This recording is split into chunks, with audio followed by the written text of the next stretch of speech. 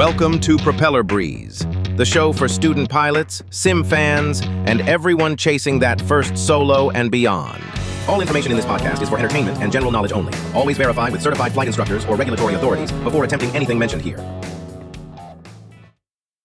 So, if you are currently working toward your private pilot license, or, even if you just have a deep fascination with the mechanics of flight, you've definitely run headfirst into one of the most frustrating debates in all of aviation training. Oh, absolutely. It's an endless debate. Right. Like, you're sitting there in the left seat, you're just trying to maintain your glide path, and one instructor leans over and tells you to pitch for speed and use your power for altitude. Yeah. And then literally the next day, you fly with a completely different instructor, and they swear up and down that you need to pitch for altitude and use your power for speed. It is the classic aerodynamic paradox, honestly.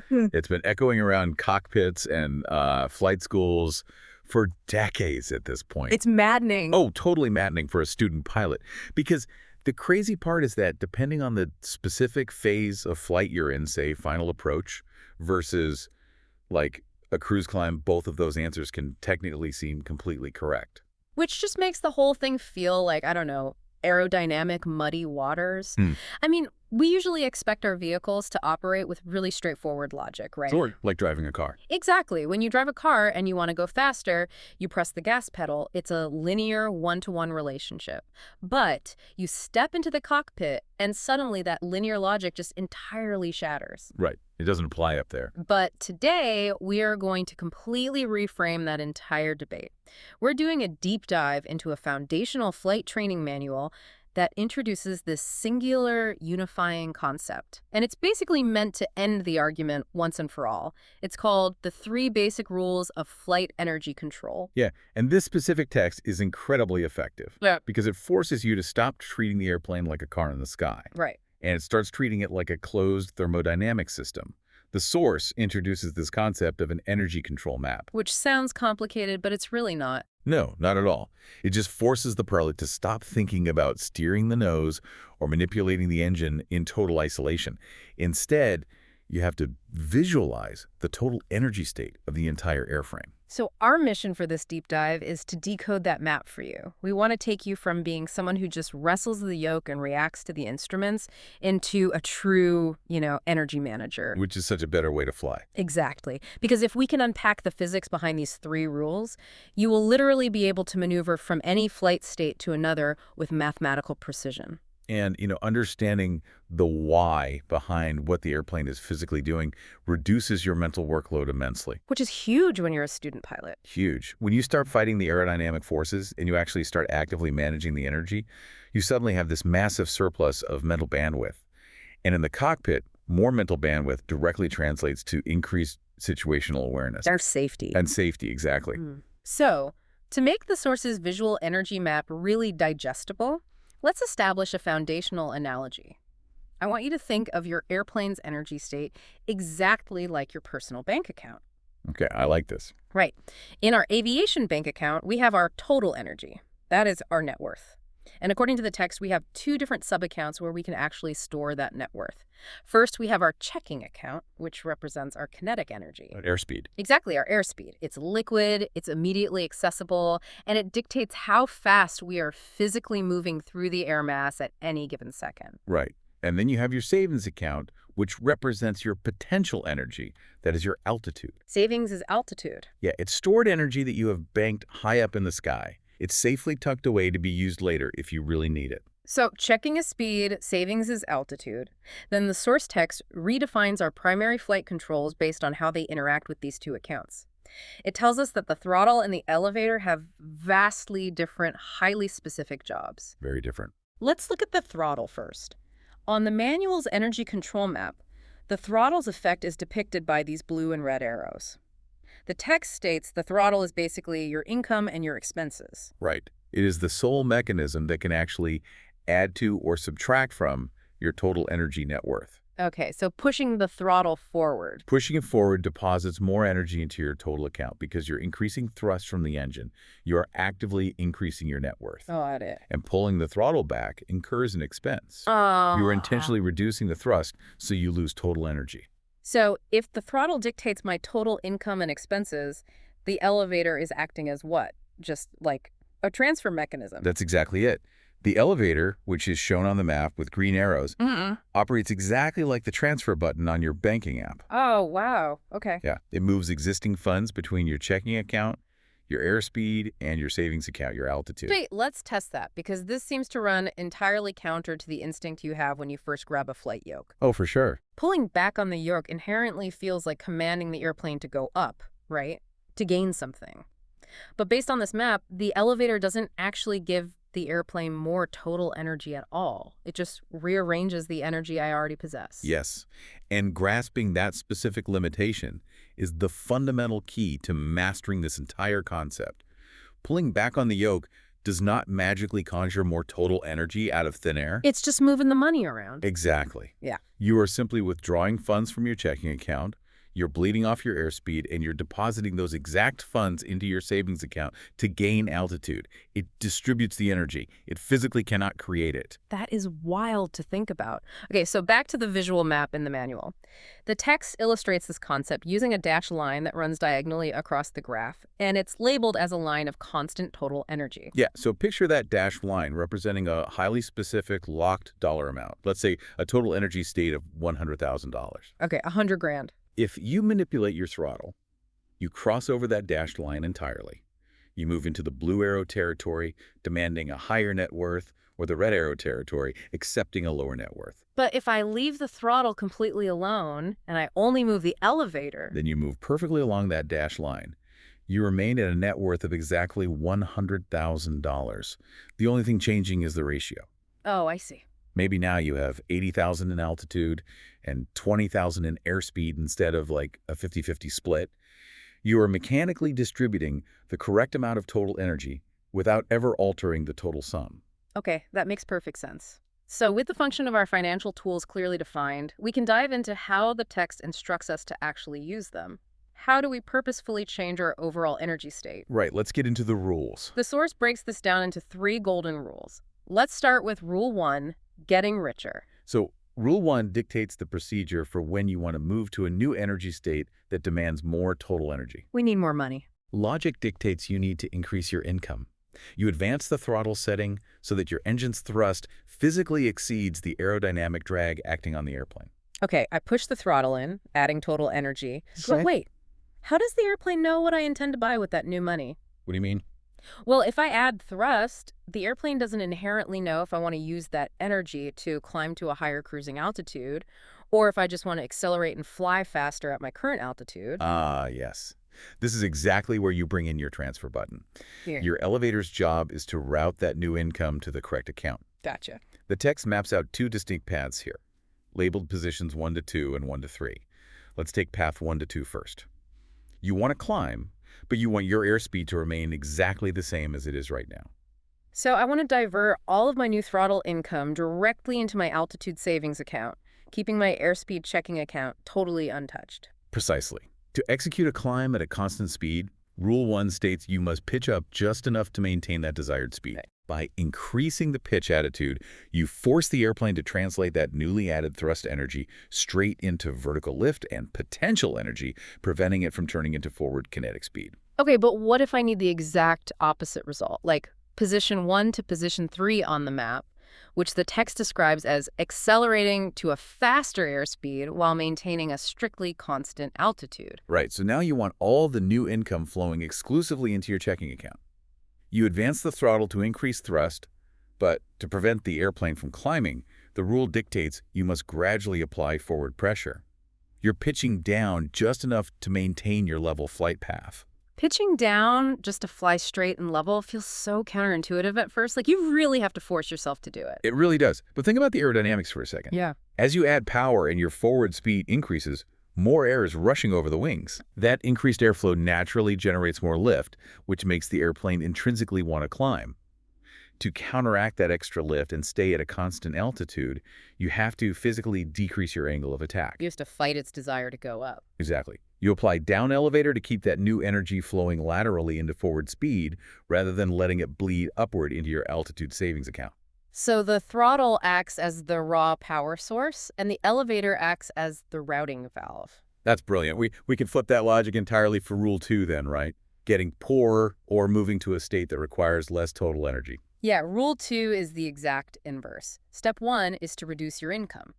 You pull back the throttle so that your engine's thrust is now actively lower than your aerodynamic drag. The airplane is now losing total energy. I'm taking a pay cut. I'm in the red arrow on the map. And just like before, you must actively route how that loss is absorbed by the airframe. The manual highlights path 1 to 4. You want to descend to a lower altitude, but you want to keep your forward speed constant. So I need to drain my savings account to pay the new deficit, but I want to protect the balance in my checking account. Right. To descend at a constant speed, the text instructs you to pitch down just enough to lock in that specific airspeed. You are allowing the potential energy of altitude to bleed away to offset the reduced thrust while carefully protecting your kinetic airspeed. Okay, so if I am, say, entering the traffic pattern and I need to execute path 1 to 5, which is staying at my current altitude but significantly slowing down, I pull the throttle back to reduce energy, but I pitch up. You are draining your checking account to protect your savings. As your airspeed decays, you lose lift over the wings. Yep. So to prevent the airplane from sinking and losing altitude, you have to increase your angle of attack. You slowly pitch up to grab more air, maintaining the lift required to hold your altitude as the kinetic energy dissipates. Now, the source text stresses a highly critical detail regarding both Rule 1 and Rule 2 that is honestly really easy to overlook. It explicitly states that simply reaching your new desired energy state, arriving at your new altitude or your new airspeed, does not mean the maneuver is complete. Oh, not at all. The manual specifically notes that upon reaching the new state, you must fine-tune both your pitch attitude and your throttle setting to maintain that new path and speed profile.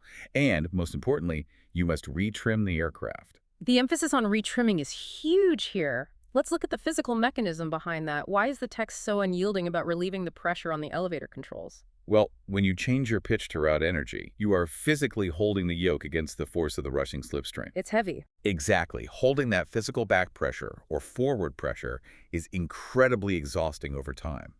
Trimming the aircraft utilizes a small hinge tab on the trailing edge of the elevator. When you roll the trim wheel, that tab deflects into the airstream, creating a small aerodynamic force that physically pushes and holds the main elevator in the position you want. So the rushing air itself is recruited to hold the yoke in place for you. That's a great way to put it. Trimming zeroes out the control pressures by artificially shifting the airplane's aerodynamic neutral point. It physically locks in your energy distribution so the airplane naturally wants to fly itself in that new state. Which frees up your hands. It frees up the energy manager's hands and mind to go back to scanning the instruments and monitoring the broader environment, which is what you should be doing. Okay, so we've established how to handle an energy surplus and an energy deficit. This brings us to Rule 3. What if our total energy net worth is exactly where we want it to be, but we desperately need to move money between our checking and savings accounts? Rule 3. This governs maneuvers demanding no change in total energy. It is a strict zero-sum game. The text gives us a really fascinating first step for Rule 3. For the throttle, the manual explicitly states, do not change initially. Which makes sense. Sticking to the banking analogy, if you merely need to transfer funds from your checking to your savings, you don't call your employer and demand a raise. Right. Your total income requirement hasn't changed. You simply initiate the transfer. So we leave the throttle completely alone at the start of the maneuver. We rely solely on the transfer switch, the elevator. The source maps this as positions 1 to 6 and 1 to 7. Tracing path 1 to 6, we want to trade speed for altitude. Like, say we're cruising along with plenty of kinetic airspeed, but we spot a cloud formation ahead and need to pop over it. We just pull back on the yoke. Yep. We withdraw money from checking, bleeding off forward speed, and deposit it into savings, ballooning up to a higher altitude. And path 1 to 7 operates in reverse. You trade altitude for speed by pitching down. You cash in some of your potential energy savings to inject a rapid burst of kinetic airspeed into your checking account.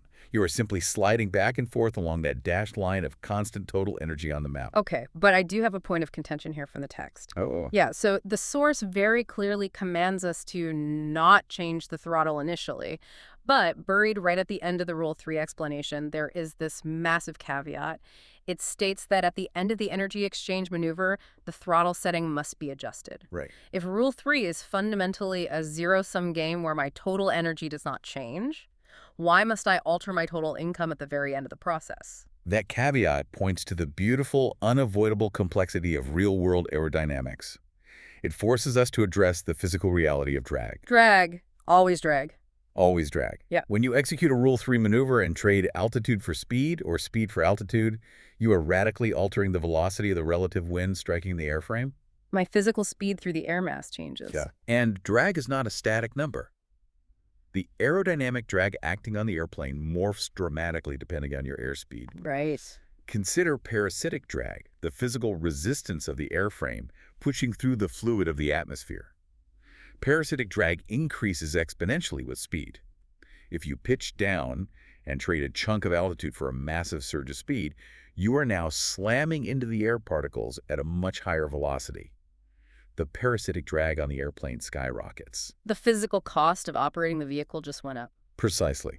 So while your initial total energy remained constant during the exchange, your newly acquired faster airspeed is now generating significantly more parasitic drag.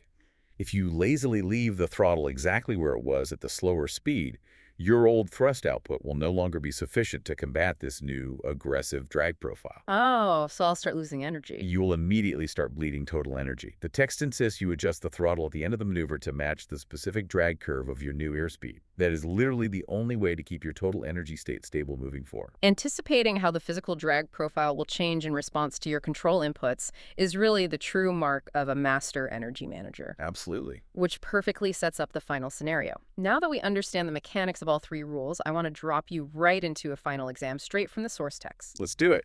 This scenario illustrates how these rules must be combined in the real world out at the very ragged edge of the airplane's flight envelope. Let's step away from the bank account metaphor and look at the physical reality of the cockpit. The ultimate test of an energy manager. Set the scene for me. Okay, you are flying straight and level. You are pushing maximum cruise airspeed. The engine is roaring. The airspeed indicator is pegged near the top of the green arc. Your throttle is firewalled, pushed entirely forward to the absolute stop. Okay, so the text utilizes a specific term here. It refers to this state as PS equals 0. PS stands for specific excess power. Specific excess power. Okay. It is the mathematical point where your engine is producing its absolute maximum thrust, and every single ounce of that thrust is being consumed just to fight the massive parasitic drag at that high speed. You have mathematically zero excess thrust left over. You are writing the absolute boundary of the sustainable energy envelope. But suddenly, you have a problem. You see rising terrain ahead, or air traffic control abruptly commands you to climb to a higher altitude. You must go up. Ooh, okay. Looking at the problem purely through the lens of Rule 1, you have a serious dilemma. Rule 1 dictates that if you need to move to a higher energy height, a climb, you must increase the throttle to generate excess thrust. But I can't. The throttle lever is physically against the firewall. I have zero specific excess power. My PS is 0. So if Rule 1 is entirely unavailable to me, how do I survive this? Well, if you approach the airplane purely as a machine you steer, you might panic, right? You might yank back on the yoke, bleed off all your kinetic energy, and induce a dangerous aerodynamic stall. Yeah, that's instinct. But an energy manager utilizes a deeply elegant, systematic solution found in the text by actually sequencing the rules. Okay, wait, let me think. If I am at maximum throttle and physically cannot add more thrust, I must have to find a way to reduce my drag. Precisely. Step 1 is to employ Rule 3A, the zero-sum trade. You gently pull back on the yoke, trading your kinetic energy for potential energy. You begin to pitch up and climb, and as a result, your airspeed rapidly begins to drop. I am slowing down, but my throttle is still completely firewalled. How does slowing down allow me to gain more total energy? Because of the aerodynamic reality of parasitic drag we just talked about. As your airspeed bleeds off from that maximum cruise limit, the exponential wall of air resistance fighting the airframe begins to collapse. Your parasitic drag drops significantly as you slow down. Oh, wow, I see it. Because my throttle is still firewalled, my engine is still producing its absolute maximum thrust output. But because my airspeed dropped, the drag has fallen far below that thrust output. Exactly. You have artificially manufactured a gap between your thrust and your drag. By utilizing Rule 3A to reduce your speed, your thrust is suddenly greater than your drag again. Your PS is no longer 0. You have actively created specific excess power literally out of thin air. That actually clears up a huge blind spot for me. The text is forcing us to separate the raw creation of energy from the routing of it. once I have manufactured that excess power by shedding the parasitic drag. You transition seamlessly back to Rule 1A. Utilize that newly minted excess energy to sustain your climb, but you are now doing it at a slower, aerodynamically efficient airspeed where the engine can actually overpower the drag. It is a phenomenal application of physics. It demonstrates vividly why relying on raw engine power is never enough to fly an aircraft safely. You have to orchestrate the invisible aerodynamic forces wrapping around the wings. It really proves that when you truly understand the energy control map, you never feel trapped by the physical limitations of the airframe. You always know exactly where the kinetic and potential energy is stored, and you know the exact aerodynamic pathways to route it to where it needs to be. For those of you grinding through your cross-country flight requirements right now, really visualize this map before your next lesson. It simplifies the chaos. The throttle handles your total energy balance by managing the thrust-to-drag ratio. Yep. And the elevator handles the distribution, transferring the energy you currently possess between your altitude and your airspeed. Master the balance between total energy generation and kinetic potential distribution, and you honestly master the fundamental physics of the airplane. Before we wrap up, I want to leave you with one final, slightly provocative thought to ponder the next time you strap into the left seat. I love a provocative thought. Right. So the source material we decoded today is entirely focused on how you, the pilot in command, manipulate the energy state through physical control inputs. Right, what we do. But the atmosphere is a fluid, dynamic ocean. What happens when the atmosphere itself decides to secretly alter your energy account without you ever touching the yoke or the throttle? The invisible hand of meteorology. Exactly. Think about the terrifying reality of flying into a sudden headwind shear on short final. The atmosphere instantly forces a massive surge of kinetic energy into your airspeed. Or, worse, flying into an invisible microburst downdraft which violently robs the airframe of its potential energy, shoving your altitude right toward the ground. That's a scary scenario. The physical controls in the cockpit haven't moved a fraction of an inch, but your total energy state is suddenly fluctuating wildly. So the ultimate question to mull over is this. How rapidly can you read the physical sensations of the airframe to recognize your energy map just changed before the mechanical instruments on the dashboard even have time to register the shift? That is a very good question to ask yourself. Keep that in mind next time you take to the skies. That's it for this episode. Keep your wings level, your brain sharp, and catch you next time in the pattern. Thanks for riding with Propeller Breeze.